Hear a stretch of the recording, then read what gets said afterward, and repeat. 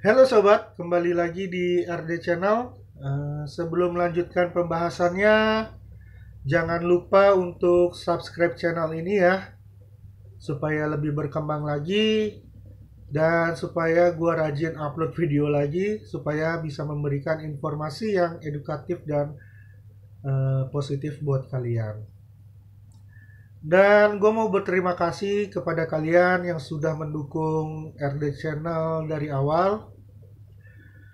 Ya, berkat kalian semua, RD Channel masih ada sampai saat ini dan RD Channel terus berkembang sampai saat ini. Dan ya, gue mau berterima kasih kepada kalian semua. Semoga amal kebaikan kalian dibalas oleh Allah Subhanahu wa Ta'ala. Amin. Di video ini, gue mau membahas tentang, mau memberitahu ya, tentang gangguan, ada beberapa gangguan kecemasan yang mesti kalian ketahui. Karena banyak ya gangguan kecemasan itu, anxiety disorder itu ada bermacam-macam. Oke, untuk lebih ininya lagi kita akan bahas. Sebenarnya ada berbagai macam gangguan kecemasan. Nah, gangguan kecemasan ini dialami oleh 40 juta orang di Amerika dan menjadi penyakit mental yang umum di negara tersebut. Jadi dari jumlah yang terhitung, hanya 36,9% yang mendapatkan pengobatan, yang hanya mendapatkan pengobatan. Jadi ada American Psychological Association atau di eja APA mengatakan bahwa anxiety disorder ini merupakan sebuah emosi yang menjadi ciri dari perasaan tegang dan pikiran khawatir serta mempengaruhi perubahan fisik. Misalnya peningkatan tekanan darah.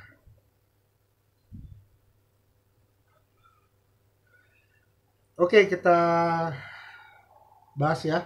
Yang pertama, gangguan kecemasan yang pertama adalah Generalized Anxiety Disorder atau disingkat GAD. Nah, GAD merupakan gangguan yang kronis dengan melibatkan rasa cemas yang berlarut dan berkepanjangan atas peristiwa, benda, bahkan kondisi yang tidak spesifik.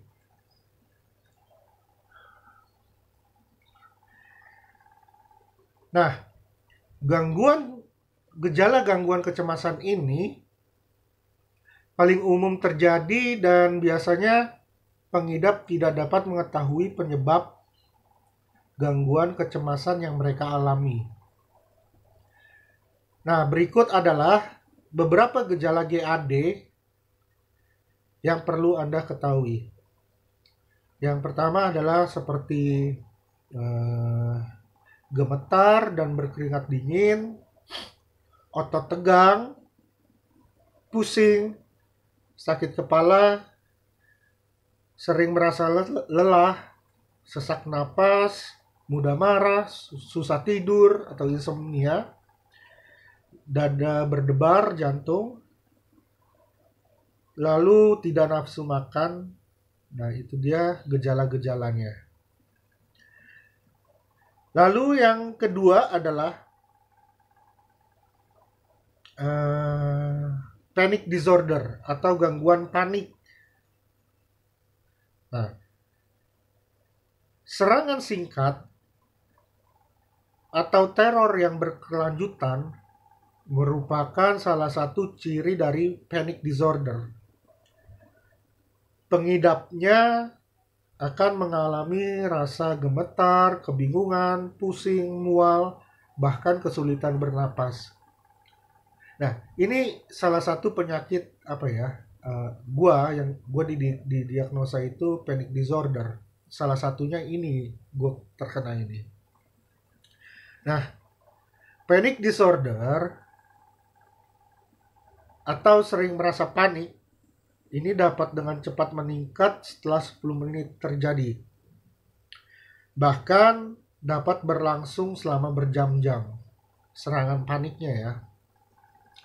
Nah, berikut adalah beberapa gejala yang umumnya muncul saat terjadinya serangan panik atau panic attack. Yaitu adalah berkeringat, jantung berdebar, merasa tersedak atau sesak di dada, lalu gemetar, nyeri dada, lalu merasa seperti terkena serangan jantung, ya itu yang gue rasakan juga, terus ketakutan, dan merasa tidak berdaya. Itulah gejala panic attack. Lalu yang ketiga adalah fobia. Nah, macam-macam anxiety disorder lainnya adalah fobia. Fobia adalah salah satu gangguan kecemasan yang umum kita dengar ya. Ini merupakan rasa ketakutan yang tidak rasional dan respon untuk menghindari suatu objek atau keadaan. Fobia tentunya berbeda dari bentuk gangguan lainnya karena berhubungan dengan penyebab yang lebih spesifik. Dan ketakutan pengidap fobia biasanya dianggap tidak penting bagi orang lainnya. Misalnya, fobia spesifik itu seperti ketakutan pada seekor kucing,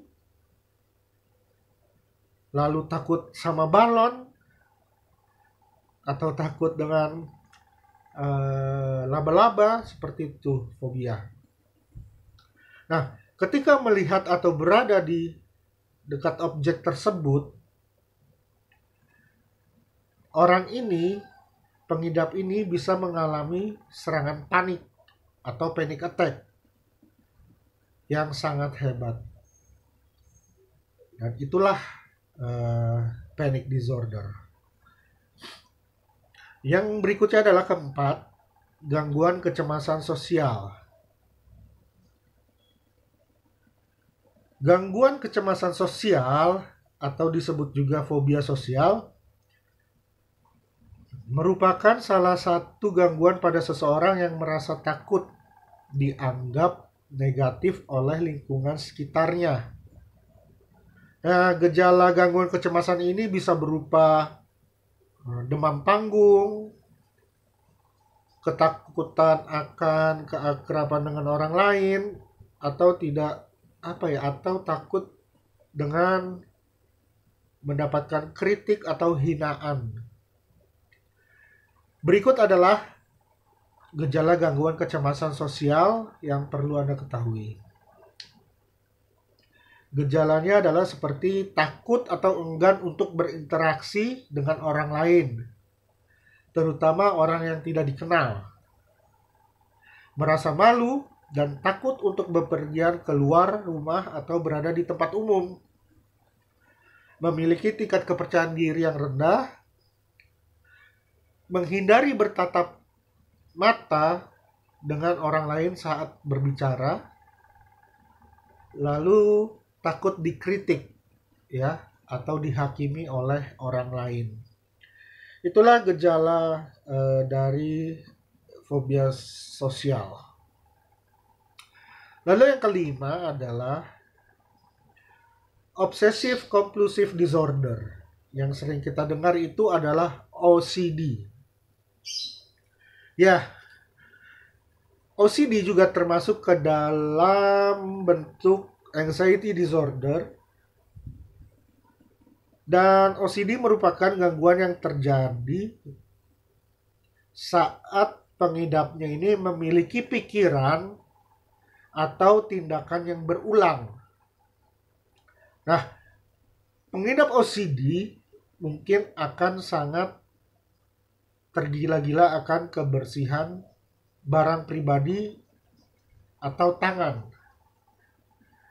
atau selalu memeriksa kompor, atau selalu mengunci pintu berulang kali dan semacamnya seperti itu. Jadi gue juga pernah bertemu saat gue kontrol di rumah sakit. Ternyata dia ini seorang wanita, umurnya masih muda sekitar 21 tahun. Dia ini didiagnosa OCD. Jadi dia nggak bisa melihat sesuatu yang berantakan. Saat misalnya kita lagi duduk di meja, ini ada meja depannya, lalu ada botol minum. Kita berdepan, ada misalnya ada 4 orang, satu meja ada 4 orang. Ada botol minuman, misalnya air mineral. Dan itu dia harus merapikan, harus apa ya? Mereknya itu harus sama gitu. Misalnya dijajarin sama dia, harus rapi. Seperti itu dia. Jadi, oh, seperti ini. Gue baru baru ngeh gitu. Dan dia akhirnya mengakui itu. Dia mengatakan bahwa ya, ya gini nih, gue kak selalu gue gak betah melihat apa yang berantakan di pikiran gue. Kata dia seperti itu. Dan itu gue emang ada gitu loh, penyakit itu ada karena gue ketemu langsung dengan orang tersebut. Dan itu disebutnya OCD. Lalu yang keenam adalah post traumatic stress disorder atau disingkat dengan PTSD. PTSD, gangguan kecemasan ini disebabkan oleh oleh trauma seperti kekerasan seksual, kecelakaan, terkena bencana, pengalaman yang tidak menyenangkan, atau pengalaman berperang.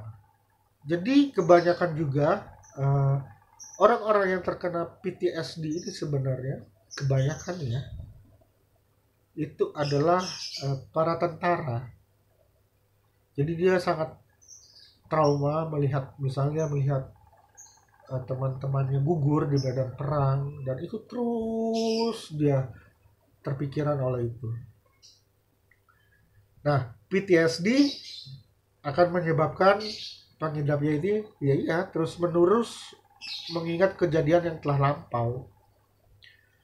Jadi di saat dia berperang, misalnya ya seorang tentara gitu, banyak yang mengalami ini, yang mengalami PTSD. Dan selanjutnya yang terakhir adalah agorafobia. Dan agorafobia ini salah satu dia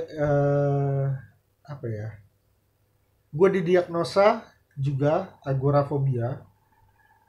Selain panic disorder, gue itu ada agorafobia.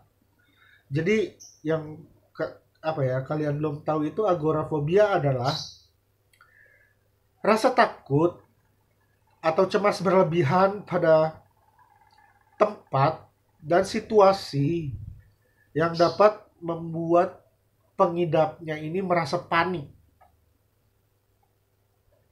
Lalu pengidapnya tidak berdaya, malu, atau terperangkap di satu tempat. Nah,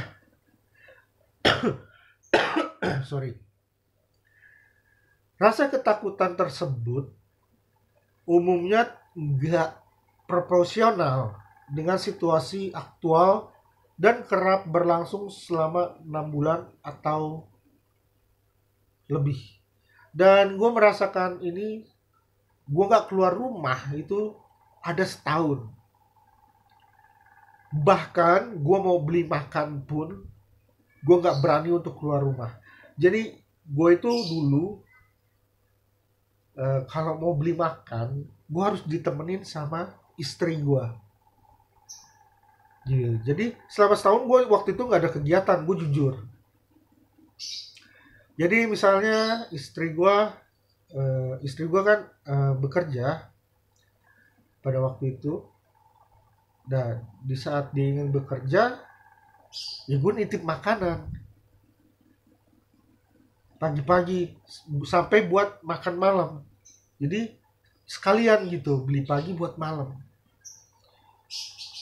Karena di saat gue ditinggal sama istri gue ini, ya gue nggak berani untuk keluar rumah. Jadi rasanya, ya pertama takut sih, takut. Apa ya? Ya pokoknya perasaan takutnya itu takut dilihat orang, takut dinilai orang. Pokoknya gak enak lah, di tempat keramaian pun tidak enak.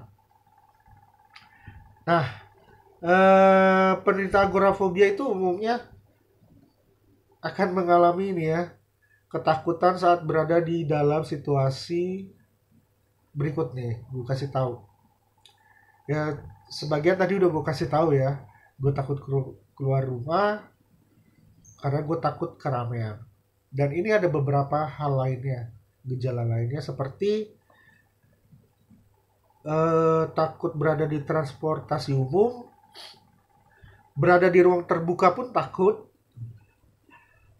berada di tempat tertutup pun takut, lalu misalnya berdiri di tempat antrian, lalu berada di tengah keramaian, dan berada di luar rumah sendirian itu merasa takut. Ya itu yang tadi gue sebutin. Jadi penderita agorafobia ini misalnya dia terperangkap, walaupun tempat terbuka dia merasa terperangkap. Dia tidak berdaya. Karena apa? Pada saat itu gue pikirannya, di saat gue keluar rumah, nanti kalau gue merasa panik, gue datang waktu itu seperti jantung berdebar, gue merasa kayak pengen mati. Jadi siapa nanti yang nolong gue? Gue seperti itu tuh pikirannya ada waktu itu. Jadi dalam 1 tahun itu gue gak keluar rumah. Dan itu memang nyata, gue rasakan itu nyata banget. Jadi ya inilah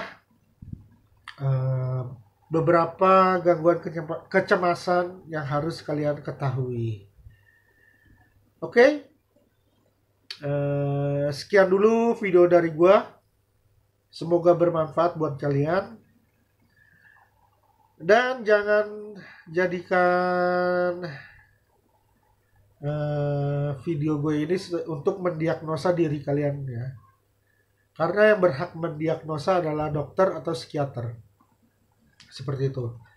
Oke? Sekian dulu video dari gue. Semoga kalian diberikan kesehatan, umur panjang, dan rezeki yang melimpah dari Allah Subhanahu wa Ta'ala. Amin. Ciao.